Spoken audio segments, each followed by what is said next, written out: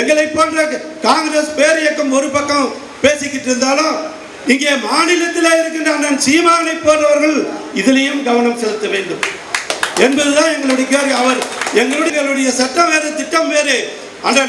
அவர் தமிழகத்தை பொறுத்தளவில் தமிழக மக்களுடைய குரலாக அவர் சொல்றார். அந்த கருத்தை எதை செய்ய வேண்டுமோ அதை ஆளுங்கட்சி செய்ய வேண்டும். அதான்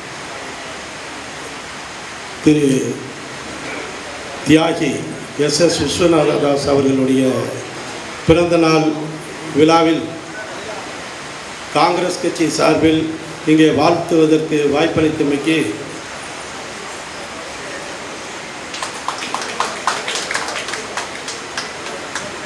முதல்ல நன்றியை தெரிவித்துக் கொள்கிறேன். சீமான் அவர்கள் சொல்லுவார்கள், எல்லாத்தையும் இலவசமாக கொடுத்து நாம வீட்டில் படுத்துக்கிட்டு வேற எதை பற்றியும் சிந்தனை இல்லாமல் இருந்து கொண்டு இருக்கின்றோம். இதற்கு முன்னாடி ஏன்னா நான் அரசியல் இதில் தியாகி இவரை பற்றி பேசும்போது அரசியல் பேசித்தான் ஆக வேண்டும்.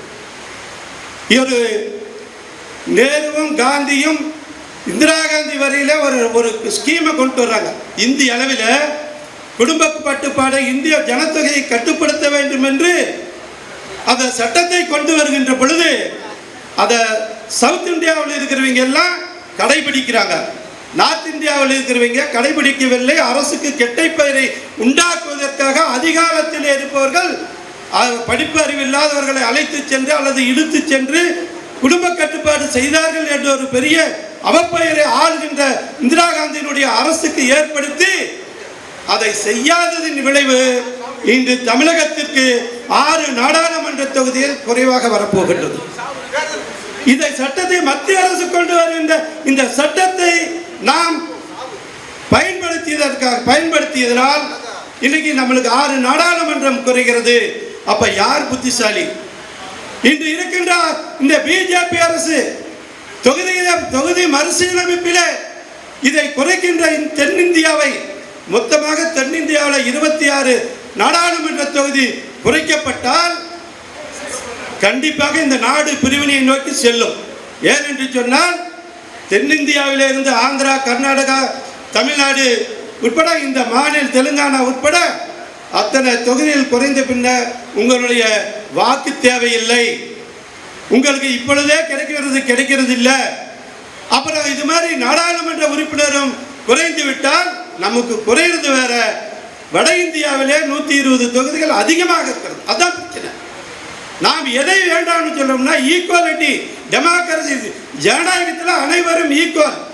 இதை வரும்போது இப்போ ஓட்டு போடுறவன பண்ணா யூபிலையும் மத்திய பிரதேசலையும் குஜராத்லையும் மக்கள் அதிக தொகையிலே அவங்க ஒவ்வொரு மாநிலத்திற்கும் 10-15 தொகுதிகள் இன்க்ரீஸ் ஆகிறதுனால தென்னிந்தியா நிச்சயமாக பிரிவினையை நோக்கி செல்லும்.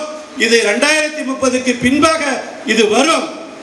இதை பாதுகாப்பதற்கு எங்களை போன்ற காங்கிரஸ் பேர் இயக்கம் ஒரு பக்கம் பேசிக்கிட்டு இருந்தாலும் இங்கே மாநிலத்தில் இருக்கின்ற அண்ணன் சீமானை போன்றவர்கள் இதிலையும் கவனம் செலுத்த வேண்டும் என்பதுதான் எங்களுடைய கேள்வி. அவர் எங்களுடைய அரசியல் இந்த மேடை இன்னைக்கு பிஜேபி, காங்கிரஸ், கம்யூனிஸ்ட், திமுக, மதிமுக என்று எல்லாரும் இங்க ஒரு பொது மனிதனை, ஒரு தியாகியை பாராட்டுவதற்கு இந்த நிலைமை, இந்த மேடை இது தொடர வேண்டும். கருத்து வேறுபாடுகள் 1000, அவருடைய கருத்து வேறு, எங்களுடைய கருத்துக்கள் வேறு, எங்களுடைய சட்டம் வேறு, திட்டம் வேறு.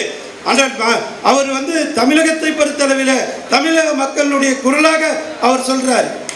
அந்த கருத்தை எதை செய்ய வேண்டுமோ அதை ஆளுங்கட்சி செய்ய வேண்டும். அதுதானே அவர் கேட்கிறாரு. அவர் போராடுறாரு.